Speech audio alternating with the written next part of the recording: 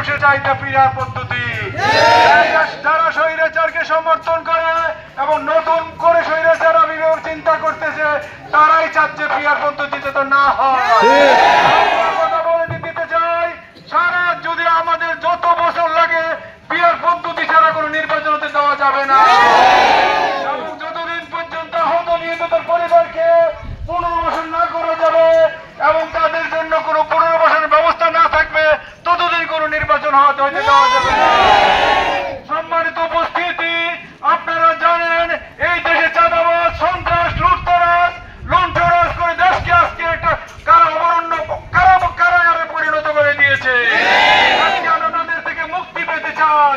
একমাত্র মুক্তির পথ হলো কোরআনের শাসন। আসুন আমরা কোরআন দিয়ে, হাদিস দিয়ে দেশকে শাসন করার চেষ্টা করি।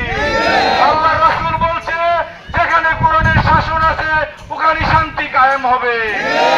আমরা কোরআনের শাসনকে কায়েম করার জন্য জাতীয় সমাবেশে ডাক দিয়েছি। আগামীকাল 19শে জুলাই জলে জলে যোগ দিয়ে আমরা চৌরাট উদ্যানের সমাবেশকে সফল করবো ইনশাআল্লাহ। এই সমাবেশ বাংলাদেশ জামাত ইসলামের নয়, এই সমাবেশ গোটা বাংলাদেশ, গোটা পৃথিবীর মুসলমানবাসীদের জন্য। এই সমাবেশ থেকে মেসেজ দিতে যাচ্ছে বাংলাদেশে তথা পৃথিবীবাসীর কাছে, বাংলাদেশে ইসলামিক কায়াম অতীব জরুরি। কোরআনের শাসন ছাড়া দেশে শান্তি আসতে পারে না। যত দলই আমরা দেখেছি 54 বছরে একমাত্র স্বৈরাচার ছাড়া আর কি পাইনি আমরা।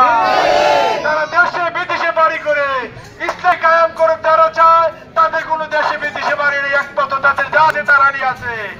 আমাদের দায়িত্বশীলদের অর্ডার, যারা ইলেকশন করবে এবং পাস করবে তাদের যা হলফনামা যা দেখাইছে, তাদের কম টাকা হবে, বেশি টাকা হবে না। এই হলো ইসলাম। আসুন আমরা আগামীকালের সমাবেশে সফল করার জন্য সবাইকে দাওয়াত দেই। ইসলামের স্বার্থে আমরা সবাই যাই। আল্লাহ আমাদের সবাইকে কবুল করো। আসসালামু আলাইকুম ওয়া রাহমাতুল্লাহি ওয়া বারাকাতুহু। কার্যক্রম আজকের মতো এখানেই শেষ। আগামীকাল সকাল 9:30